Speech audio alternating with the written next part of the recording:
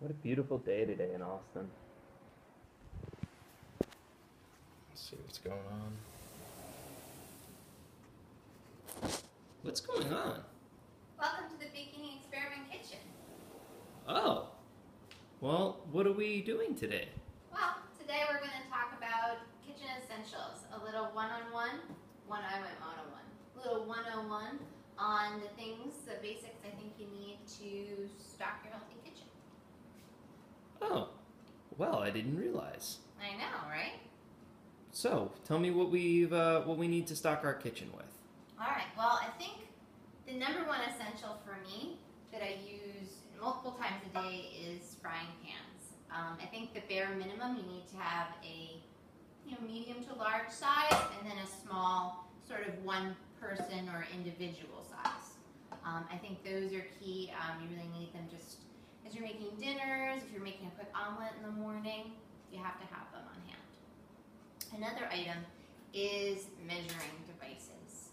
It took me actually a really long time to invest in a food scale.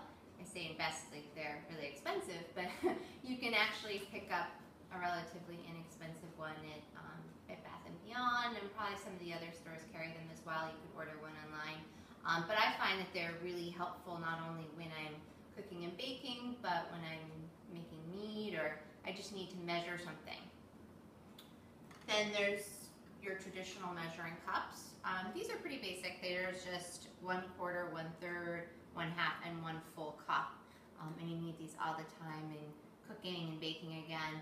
And also too, if you're trying to manage your portions and maybe you don't know how much you should be eating, it can be really helpful to be careful to measure out, say, 1/4 cup of nuts as a snack or a 1/2 cup of serving of oatmeal or something.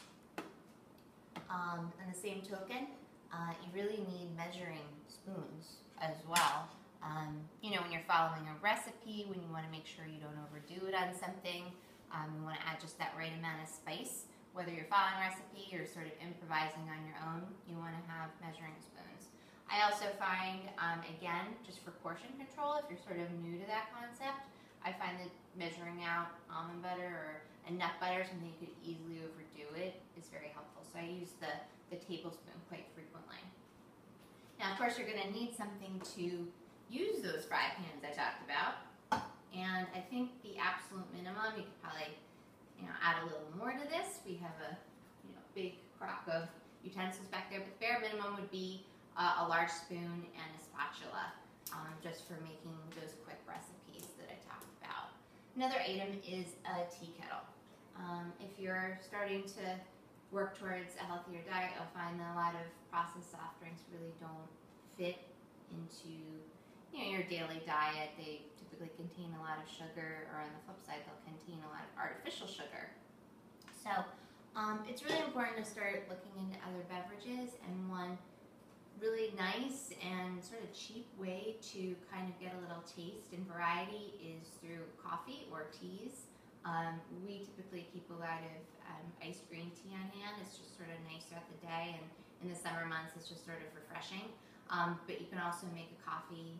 Typically we use a French press, which is actually pretty easy. So we recommend that for that. And it's also a lot less expensive than, say, a lot of people have like the K-cups and everything now, which are another way to go, but they tend to add up, so they're a little more costly.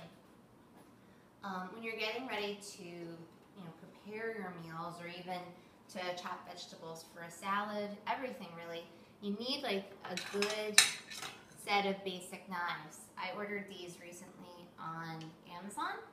They weren't that expensive. They were under $40, and they're really sharp. They get the job done, and they're easy to clean. So they're really important to have on hand as you're going about any type of preparation. Kitchen scissors are also really helpful just for cutting everything open, cutting packages. You can also use it to cut things up like kale. So they're actually really handy and multi-purpose. For cleanliness purposes, you should always have a cutting board.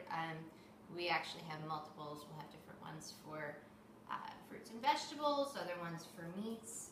So we actually have quite a few of these. So I always try to buy the kind that you can just stick in the dishwasher, just to make life a little more simple. Some basic utensils, and there's more of course, but I think this is the minimum, or the 101 essentials would be a meat thermometer. A lot of people don't have a lot of experience with cooking meat, and of course it's dangerous to undercook it. Sometimes it's a little hard to tell just by looking at it. So you want a meat thermometer just so that you can read a temperature and make sure that the food you're eating is fully cooked. A peeler. I use this all the time if I'm making sweet potato fries and I don't want all the skin, or I'm cutting up some carrots for a snack or a salad. Again, multi-purpose, easy, you can find them everywhere. I think this one's just from Walmart. And then a can opener is another basic. I don't buy a ton of canned foods, but I do like pre-prepared pumpkin in the fall season. I eat beans sometimes. And there are other options out there, but sometimes you just need something a little easier, and I like to go with the canned variety, so you need a can opener.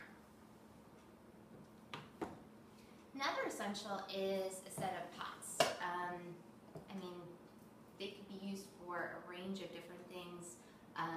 Making rice, oatmeal. We use the large pot. I like to make cold brew, or rather Scott makes cold brew for us. And I think it's really important to have these on hand. You can heat up a quick sauce. We've tried to get away from reheating too much in the microwave. It's actually really not the best practice. So a lot of times I'll just take out a saucepan and I'll reheat that way. And just to make sure your food cooks evenly and that it doesn't splatter and destroy your kitchen, you want to have a set of corresponding lids to go with your pots.